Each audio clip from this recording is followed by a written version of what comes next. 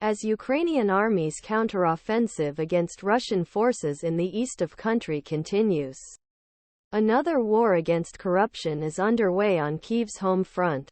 President Volodymyr Zelenskiy recently dismissed Oleksii Reznikov as defense minister. There are also numerous lawsuits filed against various defense ministry officials. Separately, Ihor Kolomoisky, one of Ukraine's most notorious oligarchs, was arrested on suspicion of money laundering and is being held in pretrial detention. As the full-scale war reaches its 18th month, familiar stories of corruption schemes and a return to the old way of doing business are appearing more and more frequently in Ukrainian media outlets. The government is now trying to show the public and the country's foreign donors that corruption in wartime will not be tolerated.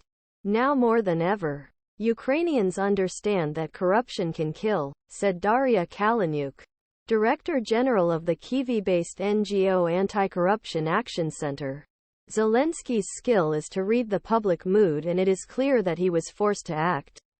The war changed Ukrainian society, and now everyone in the government understands that people want a new social agreement with the authorities, he added.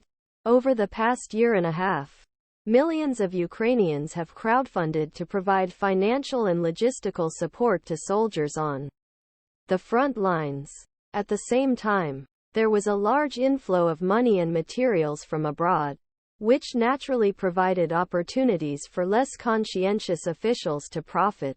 400 new contracts were signed through the Defense Ministry in 2022, said Anastasiia Shuba, a volunteer supporter and lawyer of the Ukrainian army. Shuba said that suddenly the needs of the Ukrainian army were much greater than expected. The 2022 budget was determined in 2021, and it was predicted that we would need 67,000 winter uniforms. We actually needed 1.2 million.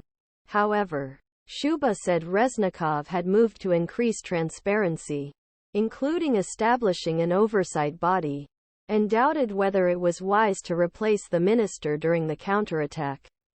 But others said Reznikov's stance had become untenable after a series of procurement scandals. No one is suggesting that Reznikov is directly involved in corruption, but if there are lawsuits etc., and the ministry is not doing effective work to combat it and communicate it well with society, then clearly a change of management is needed, Mykhailo said. Podolyak said there was so much information toxicity around Reznikov that Zelensky felt he had no choice but to fire the minister. He added that fighting corruption is now one of the president's main priorities. The president is very tough on this issue. Podolyak thinks we need to fight corruption very hard at all levels. Not just quietly pushing people aside, but also have trials and prison sentences. He said, some Ukraine worry that public corruption scandals are putting flow foreign supplies at risk. As governments in the